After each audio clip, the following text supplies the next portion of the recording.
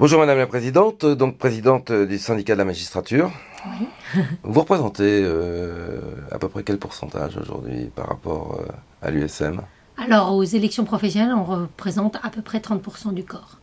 L'USM à peu près 60, en gros, et Force ouvrière à peu près 10. Alors quand l'USM dit que c'est une force syndicale apolitique, Oui, vous savez, c'est comme les fédérations de parents d'élèves. Quand on se dit apolitique, c'est généralement qu'on n'est pas de gauche. Nous nous revendiquons comme un syndicat de magistrats de gauche. Et on l'assume. d'accord.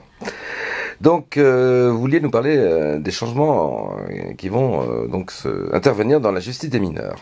Oui. Et on n'en parle pas. Personne Oui, n'en parle. Pourquoi d'ailleurs? On a été très très choqués de la manière dont cette réforme fondamentale de la justice des mineurs est amenée par le gouvernement. On savait depuis que l'échec à faire passer la suppression du juge d'instruction, que la chancellerie avait dans ses cartons un projet de réforme du code pénal des mineurs. On avait beaucoup dit l'ordonnance de 45 ne peut pas demeurer. Enfin, quand elle s'appelle l'ordonnance de 45, elle a été évidemment modifiée à de très nombreuses reprises et ça n'est plus un texte datant de 1945. Oui, elle a évolué. C'est une escroquerie de dire ça. On savait que ça allait sortir, on ne savait pas comment.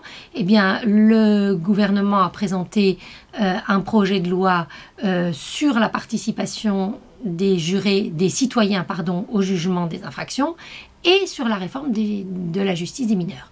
Sauf que, pour une raison que j'ignore et en tout cas que je déplore, on ne parle que de cette existence du citoyen assesseur, et je comprends que nos concitoyens se sentent intéressés et interpellés par cette réforme, mais on ne parle pas du tout de la mise à mal de la justice des mineurs et du tribunal pour enfants, qui est quand même prévu pour disparaître à l'issue de ce projet, qui, comme par hasard, est présenté d'abord sans concertation avec les organisations syndicales et ensuite sous la procédure d'urgence. Je ne vois pas en quoi cette réforme devait être jugée. Alors quel est l'intérêt justement du gouvernement de le passer dans la procédure d'urgence?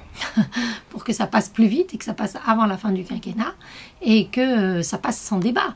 Alors que il n'y a aucune urgence nécessaire et que ça méritait évidemment un vrai débat parlementaire qui n'aura pas lieu malheureusement. Alors quels vont être justement les grands changements? Alors le changement fondamental en matière de justice des mineurs, il y en a d'autres et assez techniques, mais le changement fondamental, c'est que les mineurs de 16 à 18 ans qui auront commis un délit pour lequel ils encourent 3 ans d'emprisonnement et qui seraient en état de récidive légale, ce qui malheureusement va très vite pour les mineurs, je vous expliquerai pourquoi, seront jugés par le tribunal correctionnel et non plus par le tribunal pour enfants.